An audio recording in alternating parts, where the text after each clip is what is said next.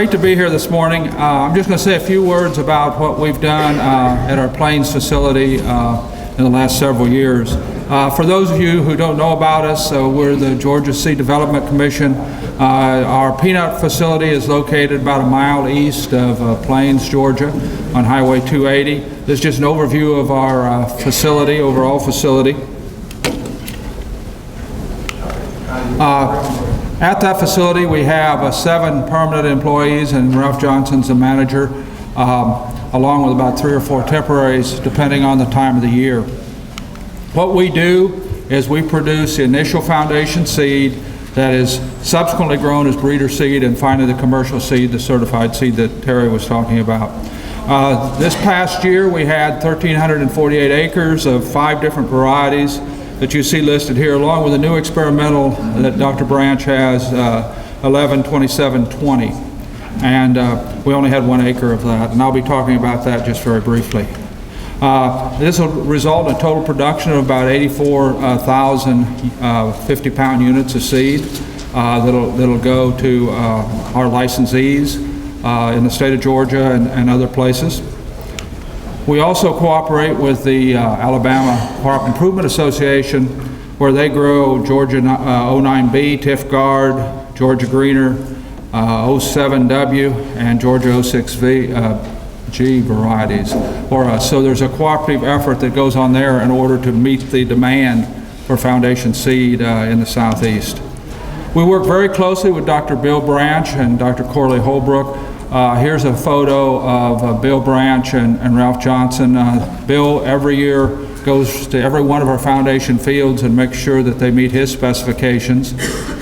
So not only do I have to satisfy Terry Hollifield's group, but I also have to satisfy Dr. Branch, and that's a mouthful to do both of those things.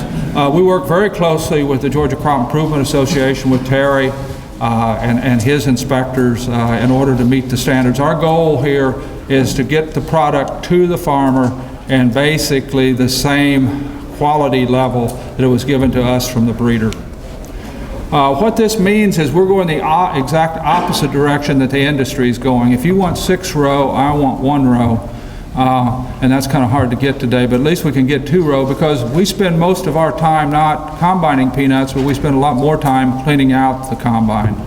And this Colombo combine that we got a year ago works very nicely for us, because that basket tips over, and folks, about 2 people can spend half an hour cleaning out this combine, as opposed to the combines we had before and take about 3 people 3 hours. So that's a big deal for us. When you spend 45 minutes combining and 3 hours cleaning out, that's not very good math.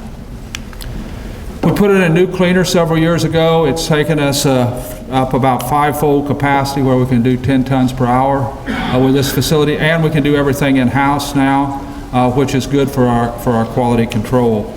This year we put in a new receiving station, air gap cleaner. Every one of our foundation peanuts were able to go through a cleaner this year, and our inert matter in our shelled peanuts, or our in-shell peanuts waiting for shelling, have gone from 6% inert down to 2%. So it's been a big assistance for us from that perspective.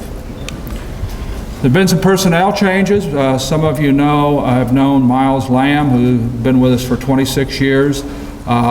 He retired in July of 2014, and we replaced him, made a replacement with J.T. Tanner.